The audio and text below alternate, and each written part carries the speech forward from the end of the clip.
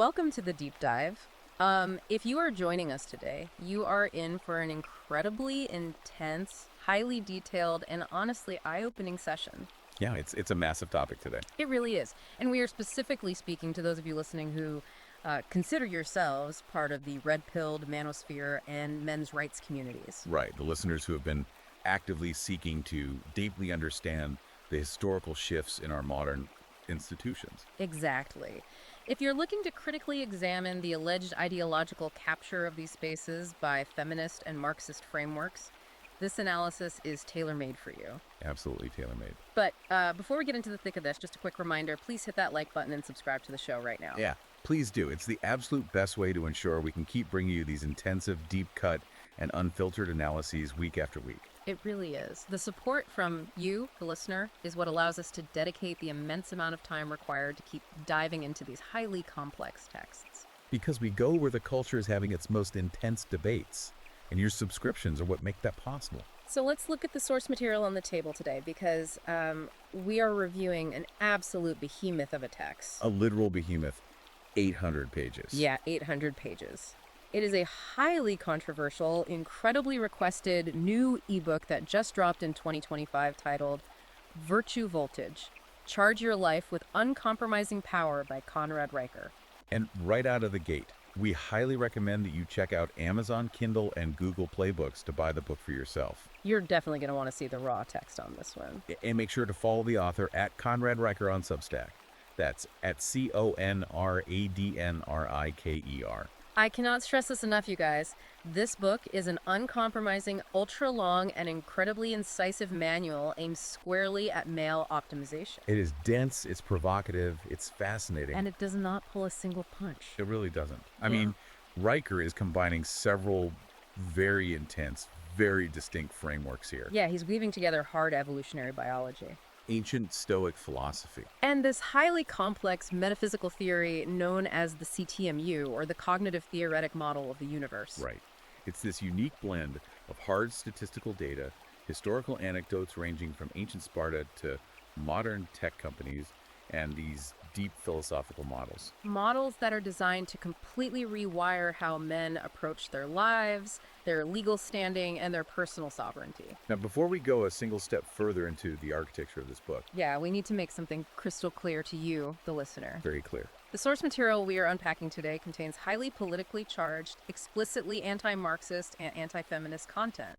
And we, as your hosts, are not taking sides. We are not endorsing these viewpoints, nor are we condemning them. Our mission on this show is strict neutrality. We are acting purely as impartial guides to rigorously examine and convey the exact arguments, the specific data points, and the historical perspectives that Conrad Riker presents in the text. We're just here to break down the what and the why of his framework, so you can understand the exact mechanics of his arguments for yourself. Precisely. This deep dive is an intellectual exercise in mapping a specific worldview that is gaining massive, undeniable traction in the culture right now. We're exploring the territory Riker has laid out, examining the load-bearing pillars of his claims, and looking at the data he uses to support them. So, setting the stage, how does Riker actually begin to construct this worldview? Let's get into section 1 of his framework. Right, which he calls the battery principle. The battery principle. This seems to be the foundational metaphor for the entire 800-page book. It is. The text puts forward the idea that human potential, and he's speaking specifically about male potential here, is literal energy. He writes that every man has a battery and that your potential is simply stored raw energy. But then he introduces this concept of cultural malware. Yeah, can you explain how he connects a battery to malware? It's a very deliberate mixing of mechanical and digital metaphors. Riker argues that you were born with this massive coiled energy, this battery. Okay. But he claims that modern culture essentially programs digital malware into the male mind from a very young age. And this malware is designed to artificially cap your potential. Exactly. It's the societal messaging that tells you to sit still, to be quiet, to prioritize comfort over conquest, and to apologize for your natural aggression.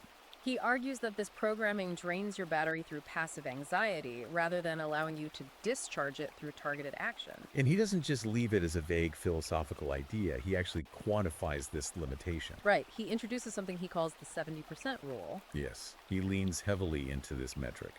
Riker cites physiological and sports science data suggesting that what we perceive as total failure is mostly a psychological illusion. He uses the example of muscle fatigue, right? Yeah. When your brain tells you that you cannot possibly lift a weight one more time or run one more mile, the data he cites suggests that this fatigue is actually 30% physical and 70% mental. Meaning your body has the physical ATP, the chemical energy to keep going. But your central nervous system throws up a firewall to protect you from perceived danger. So he takes that specific biological mechanism and stretches it across all of human endeavor. He extends this biological quirk to assert a massive psychological claim that 70% of all your perceived limits in life are entirely mental fictions. They're not real walls. They are programmed firewalls. And he argues they are programmed by a culture that, in his words, profits from your impotence, Because a passive, comfortable man is a reliable consumer. while a driven, unbound man is a disruptor. To illustrate how to bypass this, he uses the analogy of Navy SEALs surviving Hell Week. He points out that the men who ring the bell and quit aren't necessarily the ones with the weakest muscles. Right. The ones who survive do not survive because they are biologically superhuman. They survive because they have successfully hacked their internal resistance. They found the root code of that 70% mental firewall, and they've overwritten the malware. I want to stop on that idea of hacking the mind because the book introduces a term here that I think we need to define clearly. He talks about telic recursion. Telic recursion. It sounds like computer science jargon. What does that actually mean for the guy listening to this who is staring at his alarm clock at 5 a.m. and trying to decide whether to skip the gym? How does this concept apply to his daily life? It's definitely a dense term, but it is vital to his framework. Let's break it down. Telic refers to an action that is directed toward a specific, ultimate goal or purpose. Okay. And recursion is a mathematical or computer science term for a process that repeats and feeds back into itself. So, in the context of this book, telic recursion is the idea that your discipline is not an isolated one-off event. It is a continuous feedback loop. Riker is telling that guy staring at his alarm clock that deciding to get up isn't just a victory for that single morning. It's a mathematical formula for him. He actually attaches a compound interest rate to it. He does. He argues that discipline compounds at a 10% daily interest rate. He says that if you skip one workout, you aren't just losing the calorie burn of a single day. You are actively forfeiting a future timeline where that specific effort snowballed into a lifetime dividend of physical and mental dominance. You're breaking the recursive loop. On the flip side, every time you execute the hard task, you feed data back into your own system that says, I am a machine that executes. That makes the next hard task mathematically easier to accomplish. That brings up a really fascinating contrast he makes in the book, because having all this energy, this compounding discipline, can actually be incredibly destructive if it isn't managed properly. He uses a brilliant juxtaposition between Mike Tyson and the ancient Spartans to illustrate this. Let's look at the Tyson example first. He specifically focuses on Tyson in his earlier years.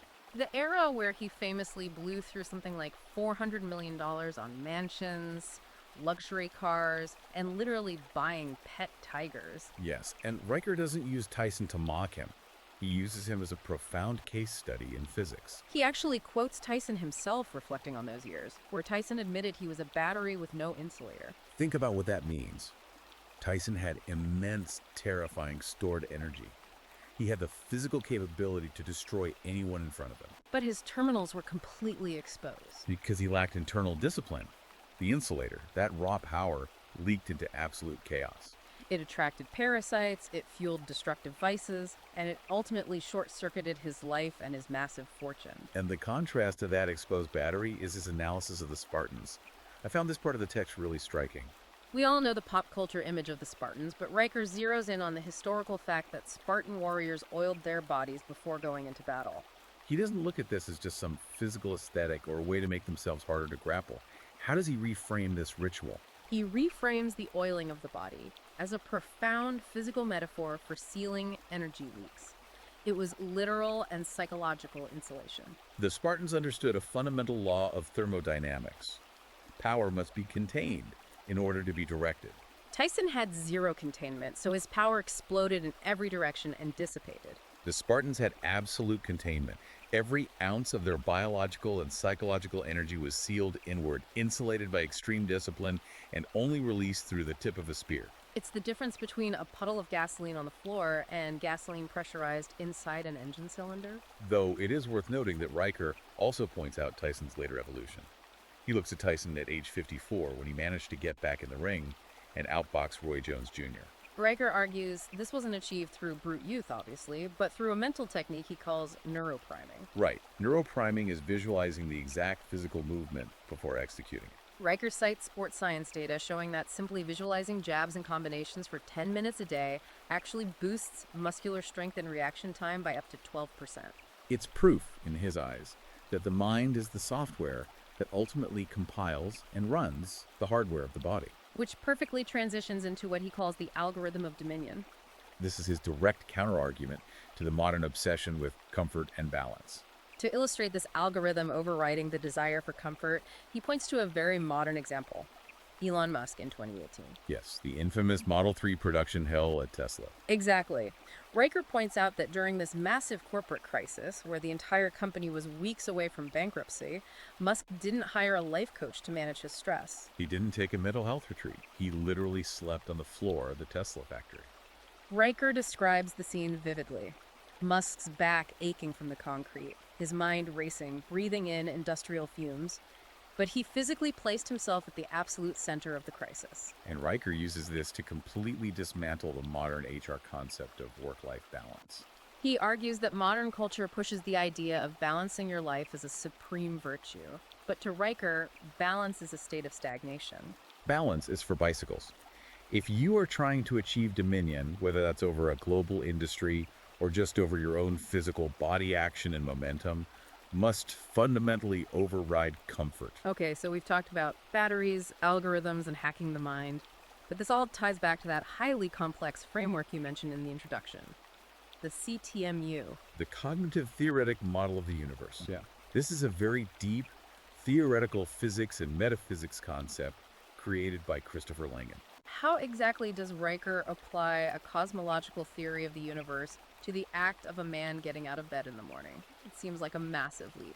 It sounds like a massive stretch on the surface, but let's walk through how he connects them, because it is the engine of his entire philosophy. Okay, let's hear it. In the cognitive theoretic model of the universe, reality isn't viewed as just dumb, dead matter bumping into itself. Reality is viewed as a self-configuring, self-processing language. The universe is literally writing itself into existence through information processing. Riker takes this cosmic architecture and scales it down to the individual human mind. So he is saying the mind operates on the exact same principles as the universe itself. Precisely. He argues your mind is a self-configuring system that is constantly writing code for your physical body and your reality. Therefore, when you feel internal resistance, that voice telling you to sleep in, to skip the hard work, or to take the easy way out, it isn't a fundamental, unchangeable flaw in your character. It is simply user-editable settings. User-editable settings. Because you are part of a self-configuring universe, you have root access to your own programming. He argues that the padded machines at the gym, the participation trophies, the constant societal messaging to be vulnerable, these are literal digital viruses injected into your code. You have the administrative privileges to delete them and rewrite the system for dominion. That is a heavy philosophical foundation, and it leads directly into what is arguably the most confrontational part of the book. Let's move into section 2, where Riker tackles what he dramatically terms spiritual warfare. This is where the text directly addresses the cultural and political landscape, and it's highly relevant for you listeners who are heavily engaged in debates about the current state of society. Yes, this is where Riker moves from internal optimization to external cultural critique. His central thesis here is that modern universities, megacorporations, and legacy media institutions have been the victims of total institutional capture. The book puts forward the idea that these spaces have been methodically taken over by Marxist and feminist ideologies. But he argues they haven't just changed the political leaning of these institutions. He claims they exist now for the express purpose of intentionally pathologizing male biology. He uses a very specific phrase for the term toxic masculinity. He calls it linguistic napalm. Linguistic napalm, it is a striking metaphor. He calls it linguistic napalm because napalm doesn't just burn the target. It sticks to everything, it spreads, and it removes the oxygen from the room. Riker argues that the phrase toxic masculinity is designed to do exactly that to male behavior. He points out what he sees as a stark, revealing absence in the culture. the total lack of the term toxic femininity in mainstream discourse. He argues that this absence proves it isn't an objective sociological observation, but a targeted, double-bind linguistic trap. Exactly. The double bind is the key. Riker explains that under this captured institutional framework, a man is trapped no matter what he does. If a man is gentle, accommodating, and quiet, he is viewed as weak and quickly discarded or overlooked. But if he is strong, assertive, and highly competitive, he is immediately labeled as dangerous and toxic. There is no winning move within the parameters set by the current culture. Riker traces the mainstream intellectual pushback against this trap back to a very specific cultural flashpoint. He points to the year 2016, specifically focusing on Dr. Jordan Peterson's initial rise to prominence regarding his stance against Canada's Bill C-16. Now, a lot of people view that moment simply as a debate over transgender rights and pronouns. How does Riker reframe that event in the context of this spiritual warfare? Riker does not view Peterson's refusal to use compelled government pronouns as a mere political stunt or a legal debate. He elevates it to what he calls a spiritual counterstrike. Riker argues that the institutions expected Peterson to fold, to apologize, and to comply with the new linguistic software they were installing. By standing firm and refusing to let the state dictate his speech, Riker argues that Peterson proved that uncompromising truth still ignites fire in male souls. He suggests that is the real reason that Specific Stand generated hundreds of millions of views across YouTube and podcasts. It wasn't about the pronouns, it was about watching a man refuse to be pathologized. Riker credits this moment with sparking a massive global red pill awakening among young men. And he brings in some very heavy sociological statistics to back up why this awakening was necessary. Let's look at the data he provides. He cites Pew Research finding that an incredible 72% of young men today actively believe that society punishes assertiveness. That statistic is the cornerstone of his argument about the double bind trap. If nearly 3/4 of young men feel that their natural biological drive to be assertive is going to result in social or professional punishment, you have a massive suppressed energy crisis on your hands. Which explains his next major case study, Andrew Tate.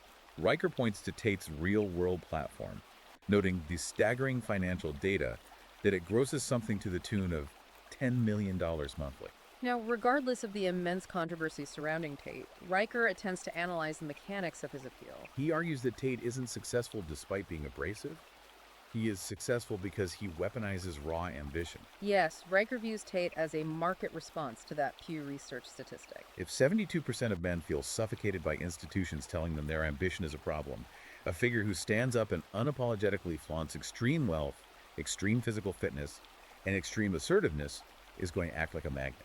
Riker notes that the American Psychological Association even inadvertently supports this biological divergence. He cites an APA report indicating that men who actively reject victimhood mentalities possess double the baseline testosterone of their constantly complaining, grievance-oriented peers. To Riker, the biology and the ideology are perfectly synced. So how does a man actually navigate a society that he believes is fundamentally hostile to his biology? This brings us to a major section of the book discussing MGTOW men going their own way. For listeners who might only know the acronym from internet debates, how does Riker define and analyze this movement? Because he doesn't paint it as some fringe internet subculture. No, he treats it with absolute seriousness. Riker approaches MGTOW not as a movement born out of bitterness, misogyny, or an inability to attract women, which is how the mainstream media often characterizes it. Instead, he frames it as a calculated, highly rational cost-benefit analysis. He looks at the legal and social landscape and refers to the current system as gynocentric legal warfare. The statistics he drops in this section are incredibly grim, and they are essential to understanding the MGTOW argument. He looks at family court data. He notes that in contested cases, family courts award women up to 90% of physical custody of children, and they are the recipients of 97% of alimony payments. When you look at those numbers, how does a young man reading this text apply game theory to those statistics? Does Riker advocate for total isolation? Riker frames these statistics as an asymmetrical risk profile.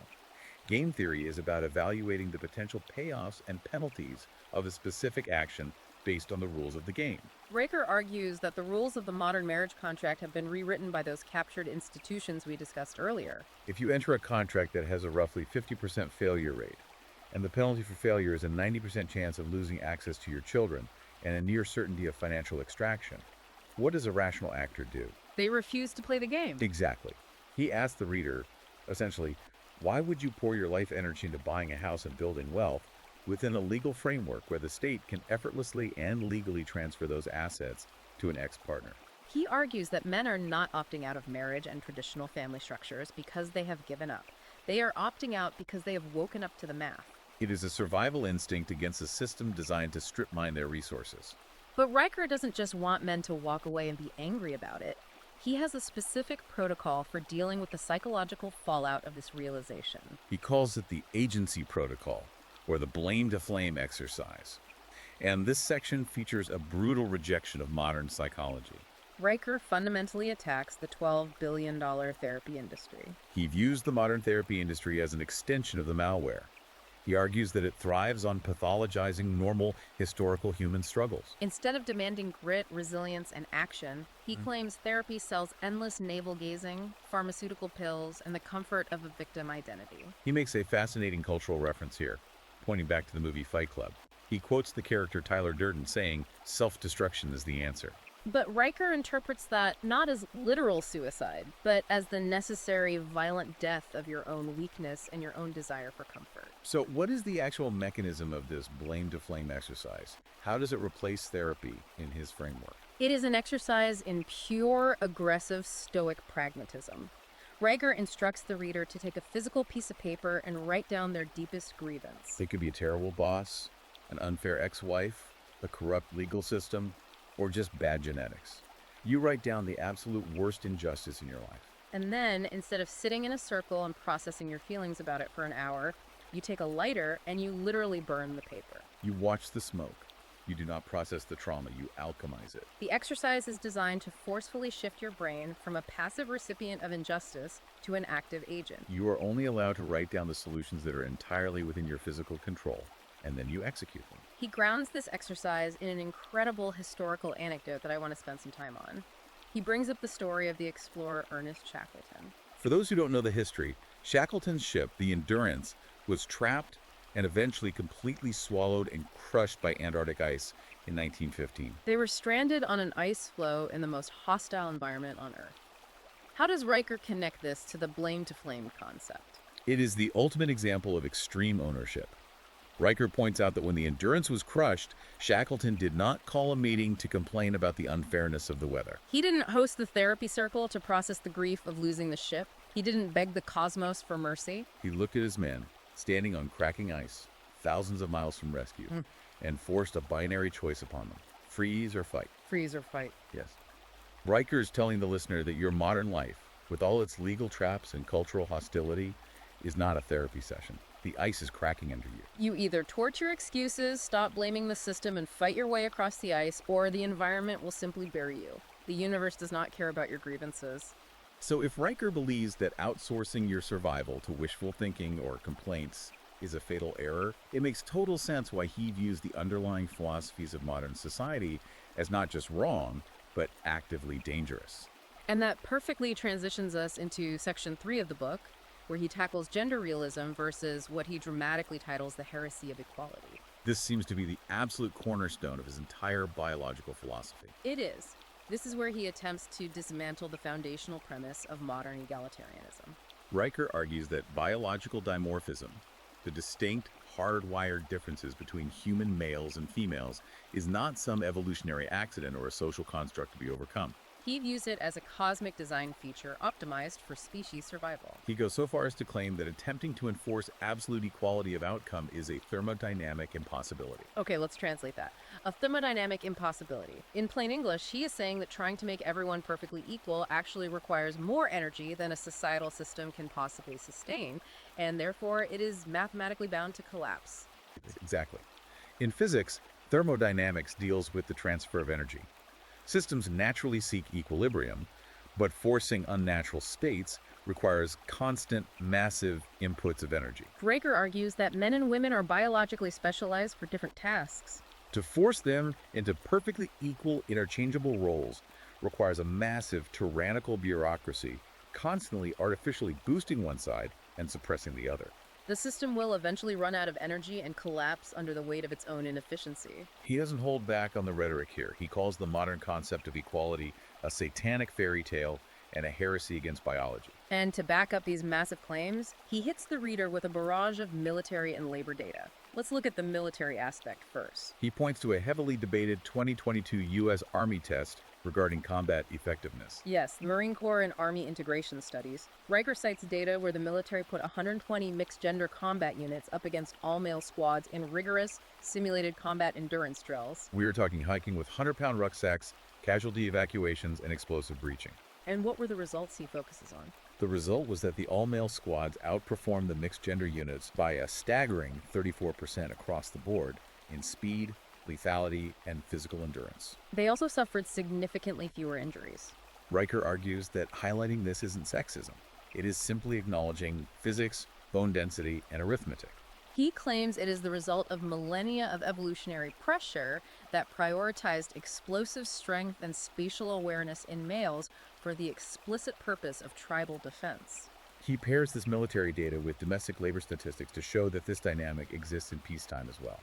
He pulls numbers from the OECD reporting that 82% of lethal risk jobs globally, we are talking about deep shaft mining, high-rise construction, underwater welding, commercial logging, and firefighting, are held by men. Riker attributes this to Darwinian selection and what he terms the guardian gene. The guardian gene is his concept for the biological mandate programmed into men to step between danger and the tribe. He argues that modern society utterly relies on this biological mandate to build its skyscrapers, keep the power grid running, and fight its wars. Yet simultaneously, the culture shames the very men who possess the aggression required to perform these roles, calling their nature toxic. He views this as supreme societal hypocrisy. And to prove what happens when a society tries to abandon this structure, Riker looks at historical anomalies. He examines societies that tried to reject patriarchy. He brings up matriarchies, which he notes are often romanticized by modern gender studies professors as peaceful, utopian alternatives. But his historical analysis of them is brutal. Let's talk about the examples he provides, starting with the Masuo tribe in China. The Masuo are often cited as one of the last functioning matriarchal societies, but Riker points out that their system only existed in extreme geographic isolation. When they were eventually forced to integrate and compete with the patriarchal, highly structured Han Chinese communities, their societal model began to collapse. Riker claims they simply lacked the male-driven, hierarchical defensive infrastructure required to protect their borders and their economy from a more aggressive, organized force. He also cites a much older example, the Khasi matriarchy in 17th century India. Yes. According to Riker's historical account, the Khasi were a female-led society that prioritized consensus and cultural arts. But when the highly militarized patriarchal Mughal armies invaded their territory, the results were catastrophic. Riker writes that the female-led councils were still debating poetry and diplomacy while their city gates were literally being splintered by battering rams. They were completely conquered and subjugated in a matter of weeks. He explicitly contrasts that rapid collapse with the Spartans at Thermopylae. Exactly. 300 men who held back a Persian horde of hundreds of thousands for days, buying time for the rest of Greek civilization to organize. Riker's brutal takeaway from these historical comparisons is that outsourcing your physical survival to ideological wishful thinking is fatal. Biology does not care about your progressive social theories when the barbarians are at the gate. And he brings this exact warning into the modern era, looking at the danger of what happens when first world governments mandate gender neutrality policies. He focuses specifically on Sweden, which is often heralded as the pinnacle of egalitarian social engineering. He points out that Swedish bureaucrats systematically traded biological realism for gender ideology. They implemented policies that effectively replaced targeted men's crisis shelters and male-specific support networks with generalized gender-neutral hubs. The intention was to erase the concept of gendered needs. But the resulting data he cites is devastating. It is. He points to a 24% spike in the Swedish male suicide rate in the years following 2010, right as these policies became fully entrenched. To put a human face on the statistic, he tells the incredibly tragic story of Lars, a Stockholm carpenter. According to the book, Lars left a suicide note, explicitly blaming his despair on an overwhelming guilt for being male, feeling that he had no place in a society that viewed his natural instincts as problematic. Riker views this not as a mental health failure, but as the ultimate inevitable tragedy of a society that systematically tells its men that their inherent strength and masculinity is a sin. This biological realism leads Riker to intensely defend the concept of absolute corporate meritocracy. He argues that corporations must be completely free from diversity quotas if they want to survive. And he points to two massive Silicon Valley examples to prove his point. First, he looks at James Damore. James Dunmore was the Google engineer who was famously fired for writing an internal memo that cited evolutionary biology to explain why there might be different distributions of men and women in certain highly technical software engineering roles. He wasn't saying women couldn't code, he was pointing to data on population-level interests. Riker views Damore's immediate firing not as an outlier, but as a terrifying blueprint for institutional collapse. It was a moment where ideological dogma completely overrode objective scientific data within one of the most powerful tech companies on Earth. And he contrasts that ideological capture at Google with the operational purity of SpaceX. Riker notes a specific event in 2017, the launch of the Falcon 9, which was the first historically successful reusable rocket. Riker claims that to achieve this impossible engineering feat, SpaceX completely ignored external pressures for diversity mandates. He states they utilized an engineering team that was 94% male. And what was the result of prioritizing raw, hyper-competitive meritocracy over diverse representation? Riker notes that SpaceX successfully dropped the cost of orbital spaceflight by 40%, completely revolutionizing the aerospace industry. To Riker, this is empirical proof of his theory. When you respect biological specialization and allow natural hierarchies of competence to form, you reach the stars. When you break those natural hierarchies with artificial quotas, the universe, in CTMU terms, experiences runtime errors and the system crashes. So, if natural hierarchies are so effective, why are they constantly under attack? That question brings us directly into Section 4 of the book, where Riker turns his attention to the legal and social battlefield. He calls this chapter satanic subversion and focuses heavily on the modern war on due process. He asserts that false accusations have been deliberately weaponized by the culture to invert traditional power structures. He brings the CPMU framework back in here, referring to this dynamic as asymmetric moral warfare. In a physical war, you need armies and logistics to destroy an opponent. In asymmetric moral warfare, you only need an internet connection and a willing mob to completely annihilate a man's life, career, and legacy without ever stepping into a courtroom. The case studies he uses to illustrate this are absolutely brutal, and they will be very familiar to anyone who spends time in the manosphere or gaming communities. He talks at length about Mike Derrick. Derrick was a highly successful professional gamer with over 2 million loyal followers. He had built a massive brand. And then, overnight, he lost all his corporate sponsorships, his team dropped him, and his career was evaporated. Why? Over a single, completely fabricated tweet from a former female teammate accusing him of assault. And Riker emphasizes the absolute lack of due process in that timeline. There was no police report filed. There was no physical evidence presented. The corporate sponsors didn't wait for an investigation. They panicked at the sight of a trending hashtag and severed ties instantly to protect their PR. The most enraging part of Riker's account is that 2 years later, the accuser actually publicly confessed to fabricating the entire story for social media attention. But it didn't matter. Derrick's career was already a smoking crater. The damage was permanent. He moves from the digital world to the physical world of academia, pointing to the infamous 2018 Columbia University mattress protest. This involved a student named Emma Sulkovich and a male student named Paul Nungesser. This was a massive national news story. Sulkovich accused Nungesser of assault. When the university's internal investigation and the local police both cleared Nungesser due to lack of evidence, Sulkovich began carrying a 50-pound dorm mattress around campus as a performance art piece protesting her alleged assault. And Riker focuses on how the captured institutions responded to this performance. Exactly.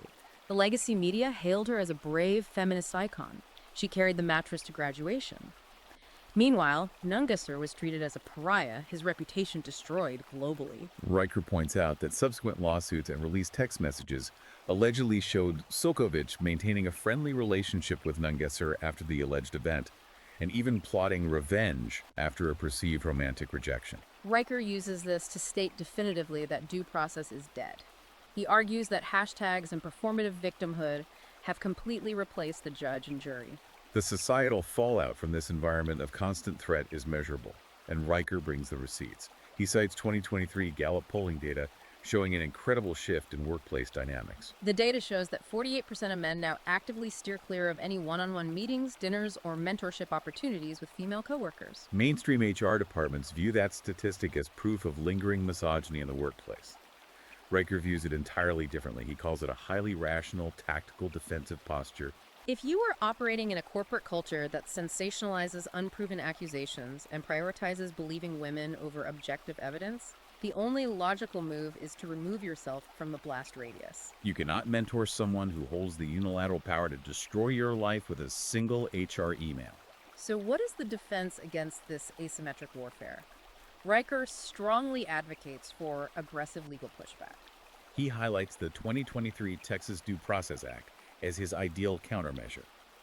This legislation forces publicly funded colleges to demand actual cross-examinable evidence and allows accused students the right to legal counsel before the university can expel them and destroy their future. He views this as a necessary hardening of the legal shields. But Riker knows that external legal shields aren't enough if a man is destroying himself from the inside. And that is why the second half of this section pivots from external subversion to internal defense, which he categorizes as anti-vice. This goes right back to the battery metaphor. He talks about plugging the internal leaks in your own battery. And to illustrate this, he tells a fantastic story about Steve Jobs from 1985. We usually hear about Jobs' brilliant design sense, but Riker focuses on a moment of sheer physical demonstration. Jobs was frustrated with a team working on a Macintosh prototype. To make a point, he took the highly expensive functioning computer and threw it directly into a swimming pool. He didn't do it just because he was throwing a tantrum. He did it to prove an undeniable physical point to his engineers. Water fundamentally short-circuits complex electronics. It creates pathways where electricity shouldn't go, causing the system to fry and die. Riker takes this image of the sparking, dying Macintosh in the pool and applies it to the male brain. He argues that modern vices do the exact same thing to your neurochemistry. They are entropic leakage. Yes. Entropy is the gradual decline into disorder. Every time you indulge in a cheap dopamine hit, you are pouring water on your motherboard. And he backs this up with heavy neurological data. He leans on Stanford University research regarding the concept of dopamine fasting. The Stanford study is fascinating. They took a group of highly stressed, underperforming individuals and removed all sources of cheap, unearned dopamine from their lives. No junk food, no excessive alcohol, no endless scrolling on TikTok, and absolutely no adult entertainment. By resetting their baseline dopamine receptors, the subject's ability to focus on difficult, long-term tasks skyrocketed. The study showed productivity boosts of up to an astonishing 70%. Riker uses this to argue that the male brain is not evolutionarily wired to consume endless TikToks and tequila. It is a machine explicitly wired by nature to conquer territory and build empires. So if you are listening to this on your commute or at the gym, what is Riker's actual actionable advice? How do you apply this? He introduces a protocol called the 30-day vice purge. And it's not just a moral challenge, it is a financial and energetic reallocation. It's brilliant in its pragmatism. He challenges the reader to track every single dollar and every single minute they would normally spend on a vice for 30 days. But you don't just put that money in a savings account. You must aggressively redirect it into a hard compounding asset. Right.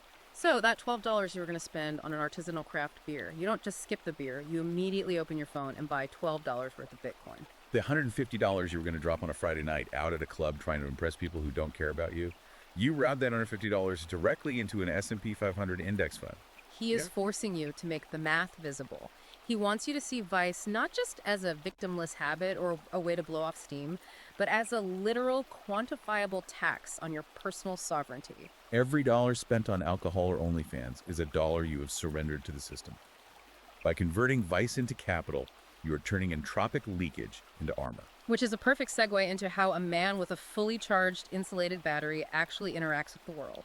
Let's move into the final major themes in Section 5. Evolutionary strategy, brotherhood, and temporal dominance. When it comes to sexual strategy in relationships, Riker abandons modern romanticism completely. He takes a strictly, almost brutally evolutionary perspective. He does. He strips away all the poetry and looks at reproduction through the lens of genetic survival. He uses the extreme historical example of Genghis Khan to make his point. Genghis Khan, the Mongol emperor who allegedly has 16 million direct descendants living today. Yes. Riker doesn't bring him up to endorse medieval conquest. but to state a stark biological reality. Nature rewards men who take decisive, often ruthless action. Nature does not reward men who wait for permission or who apologize for their desires. Genghis Khan's genetic code saturated the globe because he exerted absolute dominance. He also looks at more recent history to prove that status has always been the primary driver of sexual selection.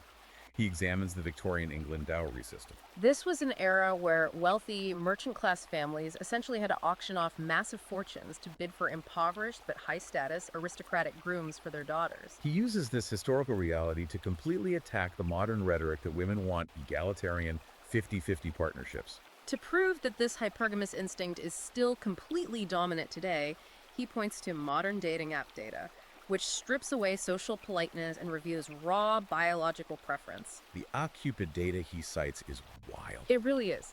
He cites data from OkCupid showing that women, when judging male profiles, rate 80% of all men as below average in physical attractiveness. Mathematically, that is a statistical impossibility. A bell curve mandates that most people are average. But biologically, Riker argues, it makes perfect sense. This is hypergamy in action. Women are biologically hardwired to only select the absolute top tier of men, the strongest, the most competent, the highest status, because historically, selecting a weak mate meant death for her offspring. His takeaway for the men listening is stark. He argues that despite what modern HR departments or therapy culture tells you, women instinctually reward decisive action and high status, while they are fundamentally biologically repulsed by the vulnerability and emotional fragility that modern culture constantly tells men to display. It is a harsh worldview. And if you accept that the world operates on these ruthless evolutionary terms, it brings up the question of how a man survives without being crushed by the competition. Riker's solution is not to fight alone. His solution is tribal brotherhood and rigorous network building. He points to a University of Zurich study to explain the mechanics of this. The study demonstrates that men who operate within highly trusted, bonded peer groups actually take 35% bigger risks in their business and personal lives. And that makes perfect sense. If you are on a tightrope without a net, you walk slowly and timidly. If you know you have a brotherhood that will catch you financially or legally if you fall, you can sprint across the wire. Brotherhood, in Riker's framework, isn't about sitting around a fire having emotional support sessions. It is a calculated economic and strategic multiplier. He is incredibly practical about this. He actually lays out specific, non-negotiable rules for building what he calls a modern lodge. He tells the reader to forget the Hollywood imagery of Freemasons or secret handshakes. This is about establishing a micro-society of competence. Let's look at his rules. Rule 1, no robes, no silly oaths, just ironclad non-disclosure agreements. If you are going to share your vulnerabilities, your wealth strategies, and your legal liabilities, you need legal protection. Rule 2, a minimum of 5 highly skilled men.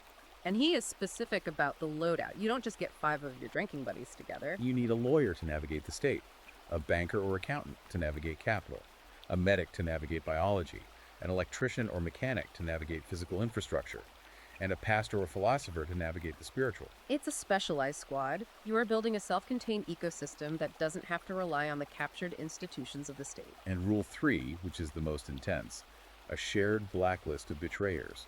If someone betrays one man in the lodge, they are economically and socially dead to the entire network. To show how this works in practice, he tells a compelling story of a lodge member whose daughter suddenly needed a highly restricted, rare medicine. Under normal circumstances, a father alone would be trapped in hospital bureaucracy for weeks, potentially watching his daughter suffer. But because this man had a lodge, the network activated instantly.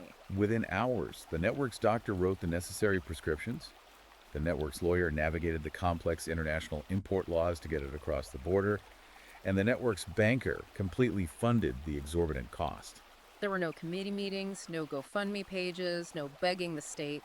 It was just ruthless brotherhood in motion, solving a life or death problem through sheer concentrated competence. That level of localized power leads us to the final and perhaps most philosophical concept in the book. Finally, we reach what Riker considers the ultimate expression of human capability: temporal dominance and legacy.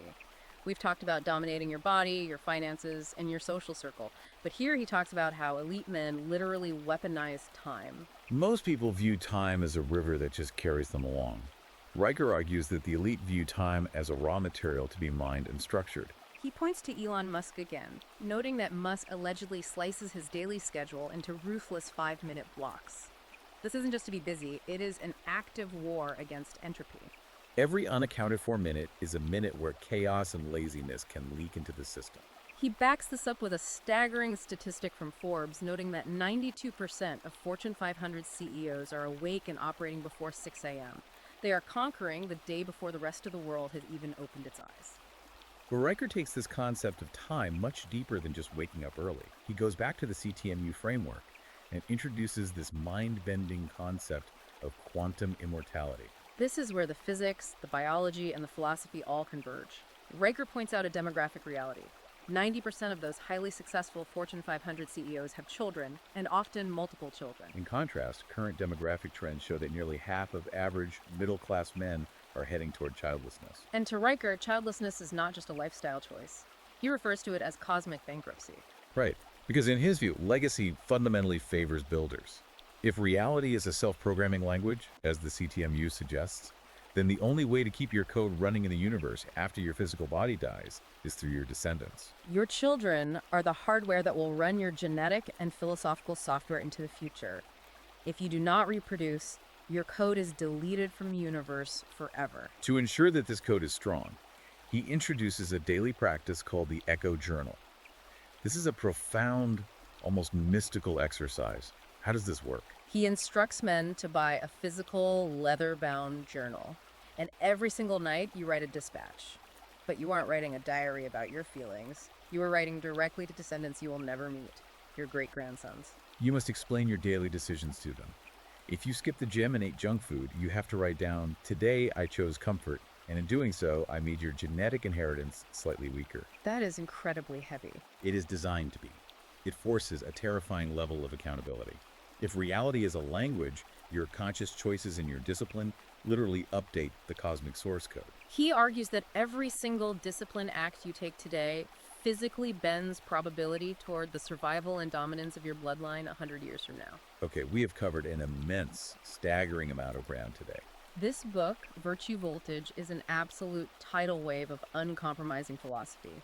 We've looked at the battery principle and telerecursion, the red pill awakening against institutional capture, and the linguistic napalm of toxic masculinity. We've examined the harsh biological defense of gender roles, the rejection of modern therapy culture in favor of the blame to flame protocol, the war on due process, and the strict adherence to stoicism, tactical brotherhood, and temporal legacy building.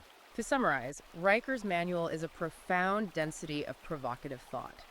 Whether you, as a listener, view this text as a desperately necessary red pill awakening that finally validates your lived experiences, or whether you view it as a highly controversial, aggressive critique of modern egalitarian society, it is undeniably a fascinating look under the hood. It exposes the exact ideological engine, the data points, and the philosophical frameworks driving the modern manosphere movements and their profound, organized resistance against what they view as captured institutions. Absolutely. It is a roadmap to a very specific worldview. And remember, we want you to engage with the primary source material yourself. Do not just take our word for it. Check out Amazon Kindle and Google Play Books right now to buy the ebook Virtue Voltage so you can read Conrad Riker's full arguments unvarnished and in their entirety. And be sure to follow the author Conrad Riker at Substack for his ongoing essays. And please hit that like and subscribe button right now to support this deep dive series so we can keep bringing you these deep cuts. Before we sign off, I want to leave you with a final philosophical challenge drawn directly from the implications of Riker's CTMU framework. Riker claims that reality is a self-programming language, and that through this concept of quantum immortality, your daily mundane actions are literal lines of code that alter the timeline and the future of your descendants. So we ask you to look at your actions from today. Examine them closely through that lens. If your life is a line of cosmic code being executed in the universe right now, are you programming a dynasty? Or are you coding your own obsolescence? Think about it. We'll see you on the next deep dive.